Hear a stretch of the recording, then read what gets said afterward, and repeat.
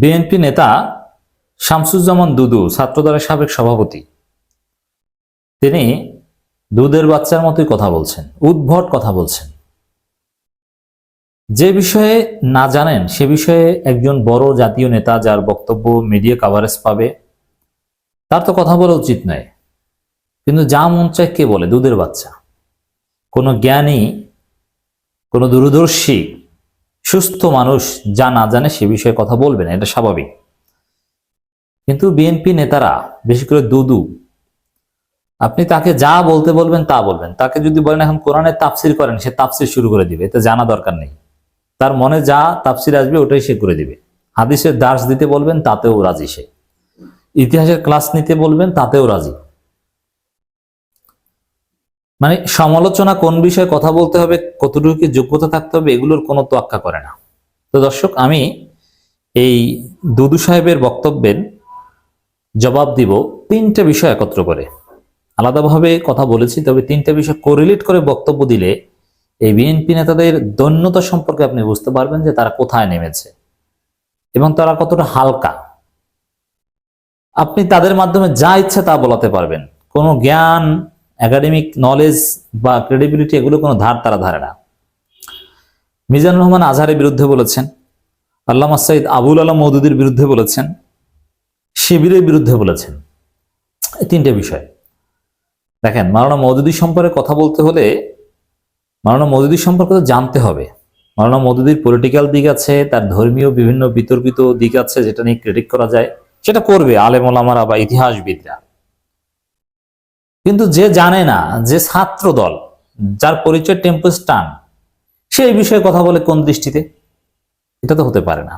তো দর্শক, শামসুজ্জামান দুদু কোথায় কি পড়াশোনা করেছে আমি জানি না, তার সার্টিফিকেট কি, পাশ করেছে কিনা, সার্টিফিকেট দেখতে চাইলে দেখাতে পারবে কিনা আমি জানি না, তবে কথা শুনে মনে হয়েছে যে টেম্পোস্টান্ডে সময় কাটিয়েছে। মাওলানা মওদুদী সম্পর্কে কি বলেছে? অনলাইন রেকর্ডের আলোচনায় বলেছে যে মওদুদী তার ফাঁসির রায় হয়েছিল পাকিস্তান রাষ্ট্রের বিরোধিতা করেছে, এজন্য পাকিস্তানের অখণ্ড ভারত চেয়েছিল, পাকিস্তানের বিরোধিতা করেছিল, এ কারণে তার ফাঁসির রায় হয়েছিল। তো এটার জবাব হচ্ছে মাওলানা মওদুদী একটা সময় ছিল যে পাকিস্তান রাষ্ট্র চাননি, অখণ্ড ভারত বা এরকম একটা বিষয় চেয়েছিলেন, কিন্তু পরবর্তীতে ঠিকই পাকিস্তান রাষ্ট্রের পক্ষে ছিলেন। এমনকি পাকিস্তান স্বাধীনতায় তার অবদান আছে। স্বাধীন হওয়ার পর পাকিস্তান রাষ্ট্রের সংবিধান বা পাকিস্তান গঠন নানান কিছুতে, তৎকালীন পাকিস্তান সরকারের পক্ষ থেকে যে কমিটি গঠন করা হয়েছিল, নানান কিছুতে মাওলানা মওদুদীকে যথেষ্ট গুরুত্ব দেওয়া হতো এবং মাওলানা মওদুদীর চিন্তা, দৃষ্টিভঙ্গির অনেক কিছু পাকিস্তান রাষ্ট্রে প্রতিফলিত হয়েছিল। তো পাকিস্তান রাষ্ট্রের একেবারে বিরোধী যদি হতেন তাহলে তিনি তো আর পাকিস্তানে থাকতেন না। তিনি তো, তার জন্ম, মাওলানা মওদুদীর জন্ম বর্তমান ভারত অংশে। তাহলে ভারতে যার জন্ম, তিনি ভারতে না থেকে পাকিস্তানে হিজরত করলেন কেন, যদি পাকিস্তান রাষ্ট্রের বিরোধিতাই করতেন শেষ পর্যন্ত? না, পাকিস্তানে হিজরত করেছেন, পাকিস্তানের পক্ষে ছিলেন, পাকিস্তান রাষ্ট্র গঠন, পরবর্তীতে সংবিধান, নিয়মকানুন তৈরিতে তার অবদান ছিল। আর সরকার, তিনি তো ক্ষমতায় আসেননি, কিন্তু তাকে মূল্যায়ন করেছে বা কেন? কারণ তার অবদান ছিল। দর্শক, একটা সহজ হিসাব দেখেন, এই যে পাকিস্তানে জামাত ইসলামী এত শক্তিশালী না কেন জানেন? জামাত ইসলামী যা করতে চায় সেটা পাকিস্তান রাষ্ট্রে অনেক কিছু অলরেডি আছে। মাওলানা মওদুদীর পরামর্শ নিয়ে ওটা সরকার অলরেডি অনেক কিছু করে দিয়েছে। এই কারণে আলাদা তেমন কিছু করার প্রয়োজন হয় না, বা জামাতের আলাদা আপিল নাই, কারণ জামাত যে ইসলামিক বিষয়গুলো চায় সেটা অলরেডি অনেক কিছু এস্টাবলিশড। আর এই মাওলানা মওদুদী, তিনি নাকি পাকিস্তানের বিরোধিতা করে, জানেন না, ইতিহাস পড়েনি। এরপরে ঠিক আছে, একসময় বিরোধিতা করেছিলেন, মেনে নিলাম, সেটা বলছেন। তারপরে নাকি মওদুদীর ফাঁসির রায় হয়েছিল, পাকিস্তান রাষ্ট্রের বিরোধিতা করেছেন এই জন্য। মিথ্যা কথা। 1953 সালে মাওলানা মওদুদীর ফাঁসির রায় হয়েছিল কাদিয়ানি বিরোধী আন্দোলনে হতাহতের ঘটনাকে কেন্দ্র করে একটা ফৌজদারি মামলায়। তারপরে সৌদি বাদশার হস্তক্ষেপে তার ফাঁসির রায় কার্যকর করা সম্ভব হয়নি। দেখেন, জ্ঞানের অভাবে এই দুদু সাহেবরা, এই দুদুদের কাছ থেকেই তো এই ছাত্র দলের টেম্পোস্টানের লোকজন শিখে। এরা কি মনে করে জামাতকে, যে এরা পাকিস্তান রাষ্ট্রের বিরোধিতা করতে গিয়ে এদের প্রতিষ্ঠাতার ফাঁসি হয়েছিল, মানে এই ধরনের ধারণা পোষণ করে জ্ঞানের অভাবে। বুঝতে পারছেন? আর সেই দুদু বলছেন যে আজহারি না মাঝারি, আজহারি মাঝারি, তো এভাবে মিজানুর রহমান আজহারীকে ছোট করা, তুচ্ছ তাচ্ছিল্য করা, এতে এদেশের তাওহীদি জনতা কষ্ট পেয়েছে, তরুণ প্রজন্ম কষ্ট পেয়েছে। আজহারি মাজারি এই তুচ্ছ তাচ্ছিল্য করে যাবেন, নিজের যোগ্যতা আর হবে না। জনপ্রিয় গ্রহণযোগ্য ব্যক্তিদের এভাবে সমালোচনায় করে যাবেন, সমালোচনার জবাব আর দিতে পারবেন না, সমালোচনার জবাব দেওয়ার মতো জ্ঞান আপনাদের হবে না। তো দর্শক, এখানে প্রশ্ন করা হয়েছিল মানে সমস্যাটা কোথায়, আজহারীর সমস্যাটা কি? তিনি বলছেন যে রাজনীতি করবেন, জামাতে যোগ দেন, কোনো আপত্তি নেই। তারপরে আজহারীর অপরাধটাকে এটা বলেছেন যে একদল খাইছে আর একদল খাওয়ার জন্য রেডি। এখানে বিএনপির নাম বলেননি, কিন্তু দুদু নিজের গায়ে টেনে নিয়েছেন। অতএব দুদু স্বীকৃতি দিল বিএনপি খাওয়ার জন্য রেডি। দুদু স্বীকার করে নিল, মেনে নিল যে জনগণ মনে করছে যে বিএনপি খাওয়ার জন্য রেডি, পাগল হয়ে গেছে। এভাবে বিএনপিকে ডোবাচ্ছেন এই ছাত্রদলের সাবেক টেম্পো স্ট্যান্ডের নেতারা, বুঝতে পারছেন? অথচ মিজানুর রহমান আজহারী একবার বিএনপির নাম বলেনি, এবং মিজানুর রহমান আজহারীর প্রোগ্রামে অতিথি থাকে কারা? বিএনপি নেতারা। প্রধান অতিথি সব জায়গায়, এখন কিন্তু যে কটা ওয়াজ করেছেন প্রধান অতিথি বিএনপি। সালাউদ্দিন, পটুখালীতে যেটা হবে আলতাফ হোসেন চৌধুরী, বিএনপি নেতারা। এবং আসলে এই দুদু ফুদু যাই বলুক না কেন, দুদু মধু যাই বলুক না কেন, বিএনপির স্থায়ী কমিটির সদস্যরা বা বড় বড় নেতারা সুযোগ পেলে ঠিকই মিজানুর রহমান আজহারীর পাশে বসার চেষ্টা করবেন, বা পাশে বসার জন্য সিরিয়াল দেন, যে এত মানুষের সামনে বসার সুযোগ তো কোনোদিন হবে না, আজহারীর মাহফিলকে কেন্দ্র করে যদি বসতে পারি। এ কারণেই কিন্তু বড় বড় নেতারা, আচ্ছা আপনারা বললে ঠেকান না, দেখি আপনাদের কি হাডম। তবে হ্যাঁ, সাবধান থাকবেন যে মিজানুর রহমান আজহারীর মাহফিলে যেহেতু বিএনপি এর বিরুদ্ধে লেগেছে ভারতের পরামর্শে, এই জন্যে আজহারীর মাহফিলে যাওয়ার পথে বিভিন্ন জায়গায় ছাত্রদলের সন্ত্রাসীরা হামলা করতে পারে।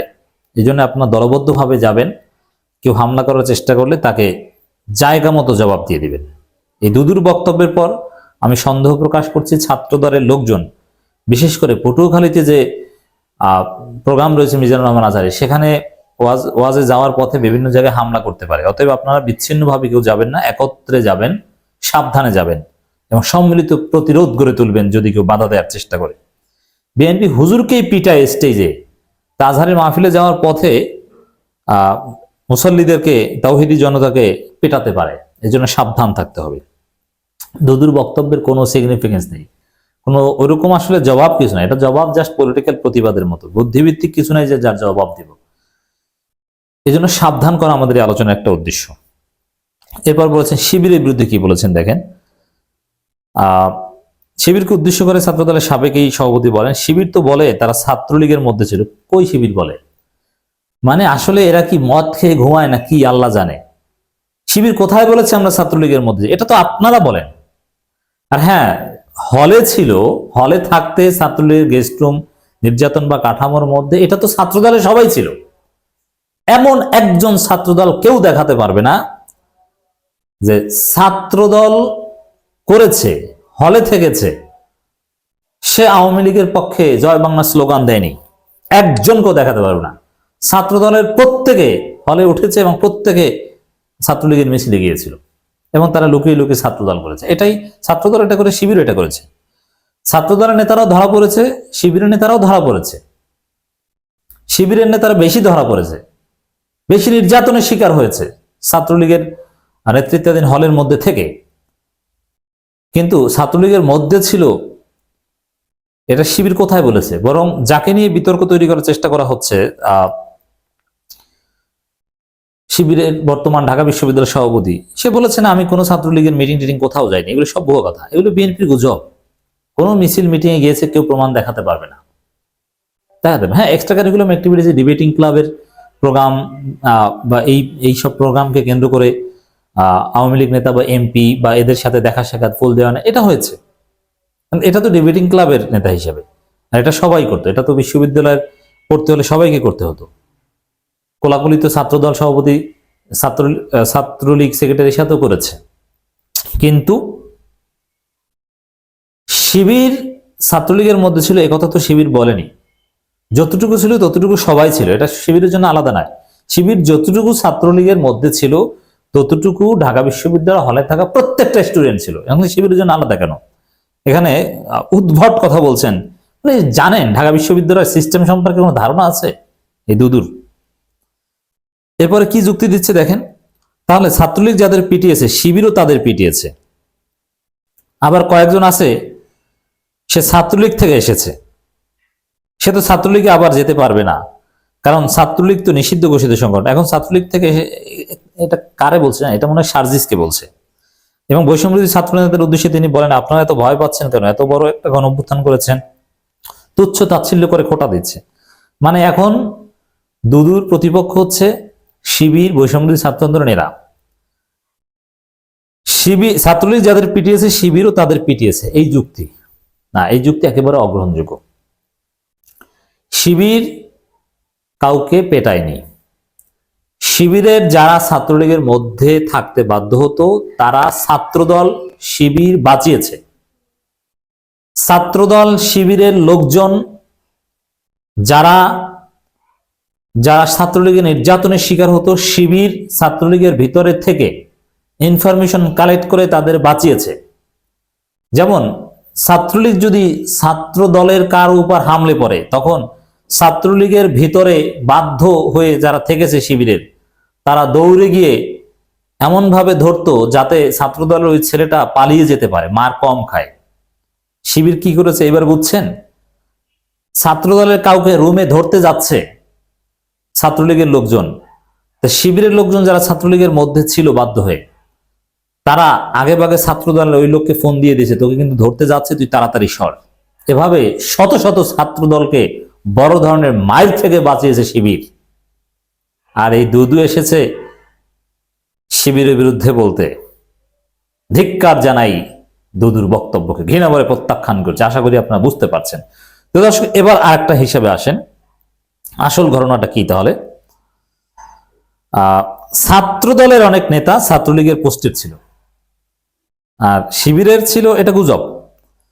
যেমন একটা খবর অলরেডি মোটামুটি ব্যাপকভাবে ভাইরাল হয়েছে, আপনারা জানেন যে পাঠাগার বিষয়ক উপসম্পাদক ছিল ইয়াসিন নুরি, যিনি ছাত্রলীগের পোস্টেড ছিল, পাঠাগার বিষয়ক উপসম্পাদক একটা কমিটির।